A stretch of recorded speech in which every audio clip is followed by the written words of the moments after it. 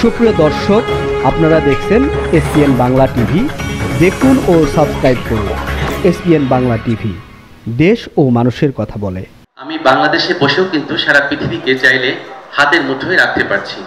তো এরকম একটি ভাবনা থেকেই আমি চিকিৎসা বিজ্ঞানে কিছু করার প্ল্যান করলাম, যে কিভাবে স্বাস্থ্য বিষয়ে আমি একটি গ্লোবাল অ্যাওয়ারনেস তৈরি করতে পারি।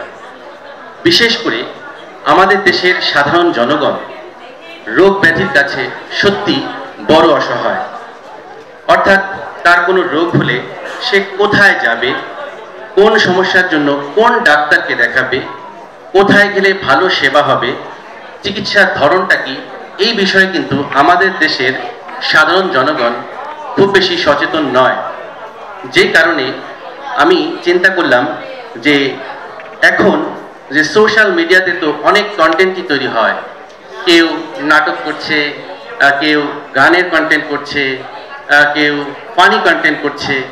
তো স্বাস্থ্য নিয়ে কি কোনো কন্টেন্ট করা সম্ভব কিনা, এরকম একটি চিন্তা থেকে আমি আমার Facebook page doctor Basudeb Kumar Saha, YouTube channel doctor Basudeb Kumar Saha, এখানে আমি জটিল যে রোগগুলো আছে সেগুলোকে সাধারণ ভাষায় সাধারণ মানুষের বোঝার মতন করে আমি কিছু সচেতনতামূলক কিছু ভিডিও তৈরি করি, এবং এই ভিডিওগুলো আসলে আপনাদের কারণেই সমাদৃত হয়। এর মধ্যে এক্সেপশনাল যে কাজটি আমি করেছি সেটি হচ্ছে যে patient follow up in house. অর্থাৎ আমরা প্রায় লক্ষ্য করি একজন রোগী কোনো একজন চিকিৎসককে দেখানোর পর সে পরবর্তীতে হারিয়ে যায়। ওই রোগীটির সর্বশেষ আপডেটটা কি সেটা কিন্তু আসলে খুব বেশি ফলো আপ করা হয় না, এবং এই ফলো আপ না করার কারণে সে ডোর টু ডোর ঘুরতে থাকে, এখান থেকে সেখানে, এই ডাক্তার থেকে সেই ডাক্তার, এই চেম্বার থেকে সেই চেম্বার, আবার হয় ইন্ডিয়া, নয়তোবা যার সামর্থ্য আছে সে সিঙ্গাপুর, মালয়েশিয়া, এরকম বিভিন্ন দেশে চলে যাচ্ছে।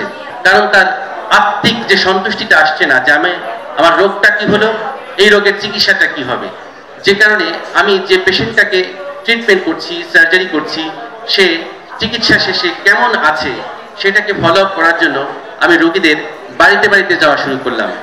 যে কারণে আমার এই ক্ষুদ্র প্রয়াসটির নাম দিলাম আমি patient follow up in house. অর্থাৎ আমি একটি রোগীর অপারেশন করেছি, সে ফর এক্সাম্পল 3 বছর আগে, ওই রোগীটি কেমন আছে, বেঁচে আছে নাকি মারা গেছেন, বেঁচে থাকলে কি অবস্থায় আছেন, সেই খোঁজ খবরটা যখন আমি নেওয়া শুরু করলাম, আমি দেখলাম যে সবাই এটাকে খুব সাদরে গ্রহণ করেছে।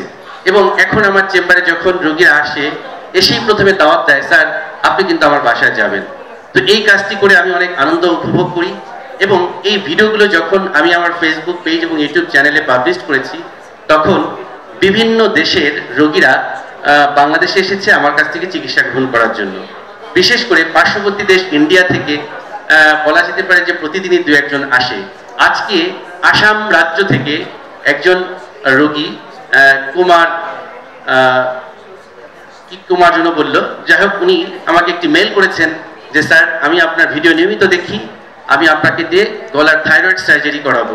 তো আপনি এই ইন্টারন্যাশনাল কি কি প্রোটোকল রয়েছে, অর্থাৎ বিদেশি রোগীকে আমাদের দেশে দেখার জন্য কি কি ব্যবস্থাপনা রয়েছে সেটি মেল করবেন, আমাকে ইনভাইটেশন লেটার দিবেন।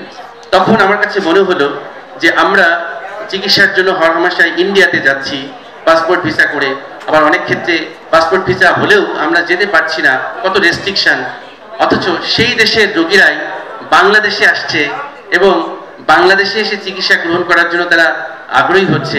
এটা একমাত্র সম্ভব হয়েছে এই গ্লোবাল কন্টেন্টের কারণে।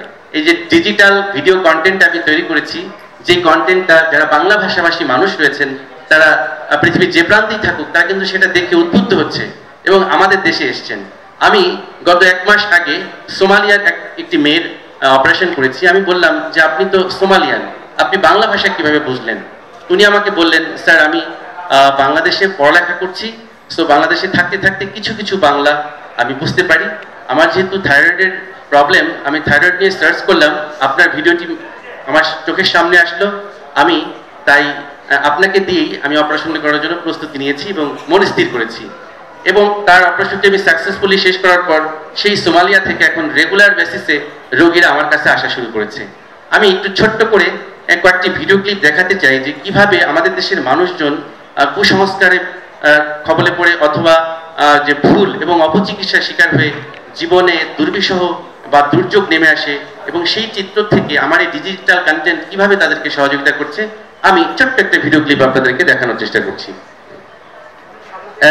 Sound please. এখন এখান থেকে কিন্তু কোনো কিছুই আর বের হচ্ছে না, আপনি একটু দাঁত দেখান তো দেখি। কেমন আছেন বর্তমানে? আলহামদুলিল্লাহ অনেক সুস্থ স্যার, আমার ভালো। এই কন্ডিশনটির নাম হচ্ছে মেডিকেলের ভাষায় আমরা বলছি complete stenosis of the nasal cavity. বাসাদের কুমার স্যারের ওসিলায় এখন আমি নিঃশ্বাস নিতে পারি। এই স্ট্রাকচারটি মূলত তার অ্যাবসেন্ট ছিল। নর্মাল যে কানের যে অ্যাপিয়ারেন্স সেটি কিন্তু সে ফিরে পেল। I feel so happy.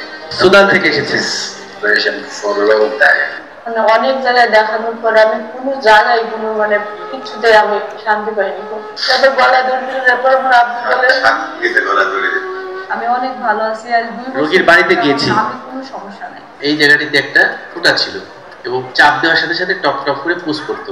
এখন যতই চাপাচাপি করা হোক না কেন পুষ আসার কোনো সম্ভাবনা নেই। মানে আমি যে এরকম বসে থাকবো এটা আমার মানে কল্পনার বাইরে স্যার। সেই শুধু স্কটল্যান্ড থেকে আমার এই সম্মানিত রোগী এসেছেন, হ্যাঁ, ডক্টর বাসুদেবকে চয়েস করেছেন।